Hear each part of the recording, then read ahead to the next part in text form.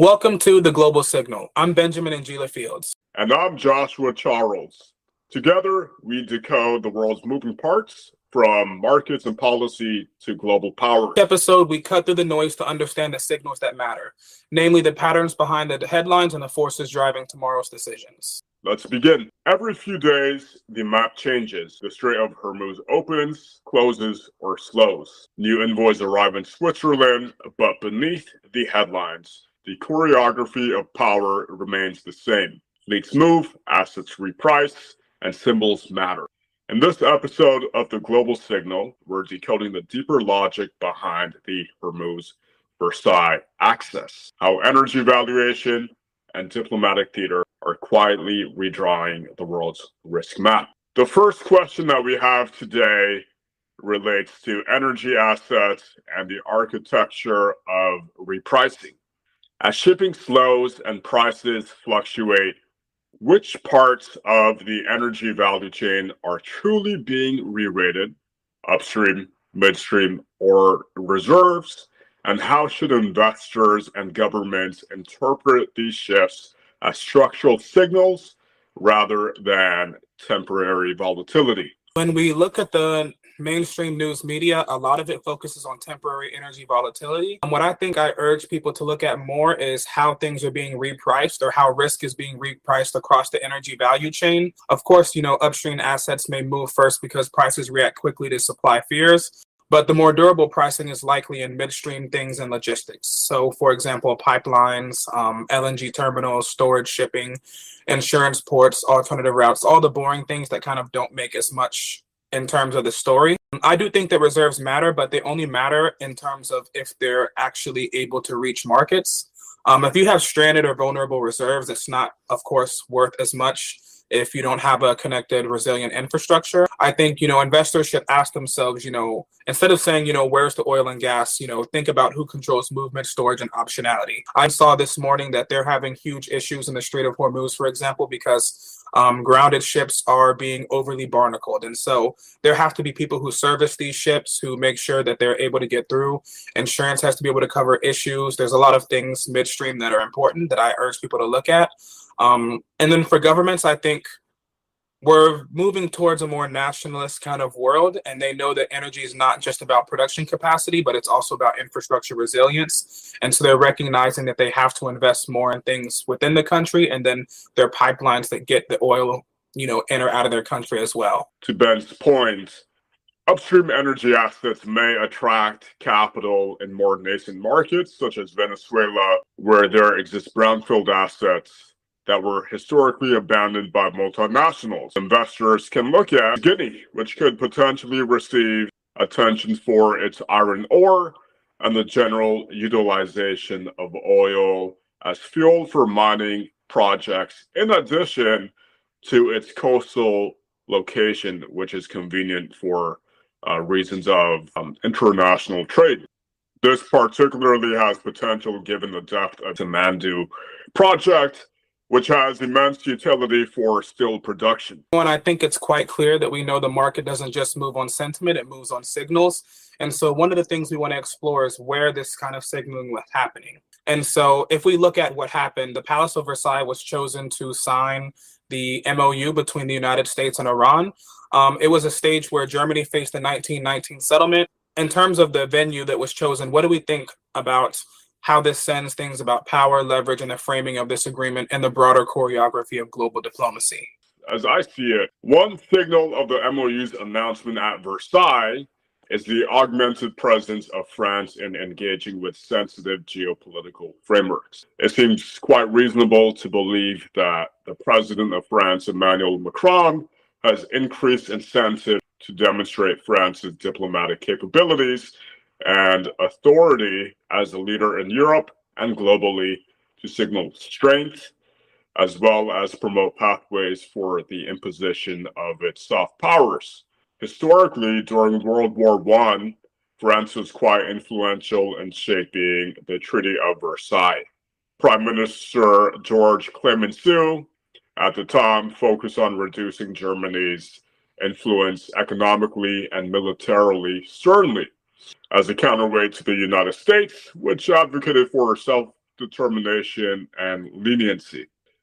France's Clemenceau embodied punitive reconstruction where today's tone evokes managed interdependence. I would say that Europe's broad structure hints clearly at a reminder that its diplomacy still holds significance for global negotiations. Participating nations likely appreciate Versailles for its historical context and legitimacy through culture and globally significant formal settlements. Thank you for the clarification, Joshua. It was really great. I think, here in the United States, the media tried to frame it as Trump chose Versailles when more the French state probably was responsible in choosing Versailles. And this is not necessarily just about France, but also about European diplomatic positioning. You've seen how the EU has kind of sat on the sidelines for the past decade and a half, 2 decades in terms of innovation, running the global economy. You see that they want to have a more responsible position in terms of being able to influence things with the Russia-Ukraine war. And then also they've wanted to stay away a little bit from this conflict we've had in the Strait of Hormuz with Iran. But this is an interesting development in which they were able to try to take some kind of agency over how things work. And the Palace of Versailles definitely is a very symbolic place to choose. Moving forward, I think one of the things that will be interesting is looking at how internationally people choose, okay, Pakistan had some positioning because they were able to do a few negotiated talks between the US and Lebanon and a few other actors. And so what are all of these venues in which people are choosing to, or at least states or state departments are choosing to meet and go through these deliberations? What is significant about them choosing Pakistan here, which is a nuclear state, or picking the UAE here, or Qatar here, or any other myriad of choices of countries or even venues within countries? And so I think it's super exciting. I think it's something that we should pay quite a bit more attention to. And I think going into the future, it'll be something that's super unique that we do look into. And so if we know that the venue tells us how states want the moment to be seen, the deeper question is what kind of vulnerabilities these types of moments reveal. 100%. I believe that there will be increased attention historically when we look back in time at the special moment. Frank will also consider the next generation of global choke points based on the current data that we have right now, which leads us to our next question. For most of modern history, geopolitical choke points were primarily geographic, straits, canals, and shipping lanes. But as the global economy becomes more dependent on data, advanced technology, and space-based infrastructure, are we entering an era where the most consequential choke points are no longer geographic at all? What should governments, investors, and security planners be paying attention to now before the next crisis reveals their importance? And here's my 2 cents. I believe the choke points will place greater emphasis on ports and maritime integrity.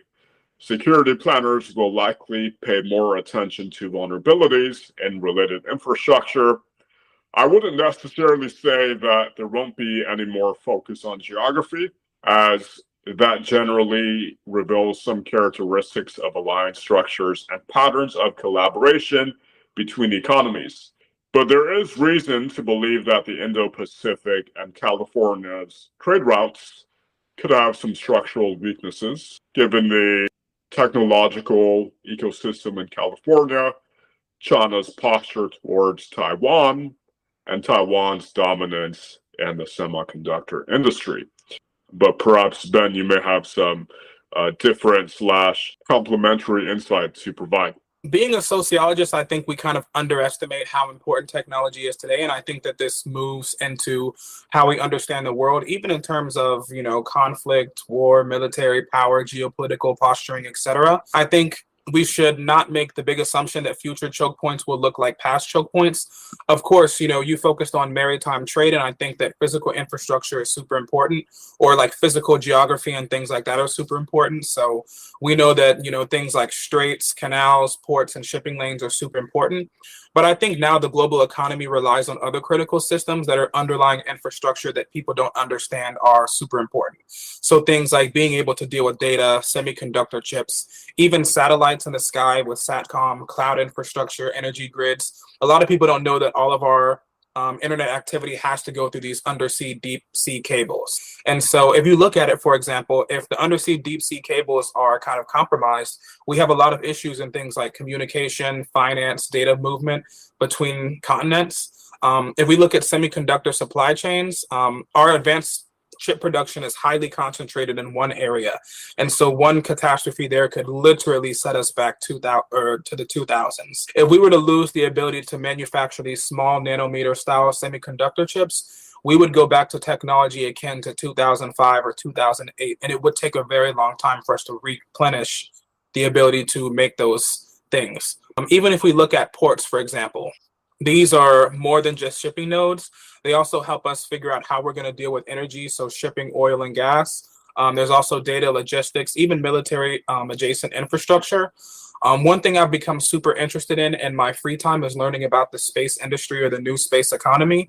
If we look at something like low Earth orbit, all of the new developments that are happening. So, for example, SpaceX's Starlink, being able to commercially image the entire globe in 8 minutes with Planet Labs. These things all rely on low Earth orbit. And so if we were to overcrowd low Earth orbit with a bunch of debris, that would make that particular technology very unfeasible for the next few decades. And if we don't think that satellites are necessarily important, our modern communications, global positioning systems, weather forecasting, agriculture, financial timing, military targeting, intelligence, disaster response, so many things go into just being able to use satellites. And so if a state or non-state actor, for example, created major orbital debris, the damage wouldn't be local, it would be global.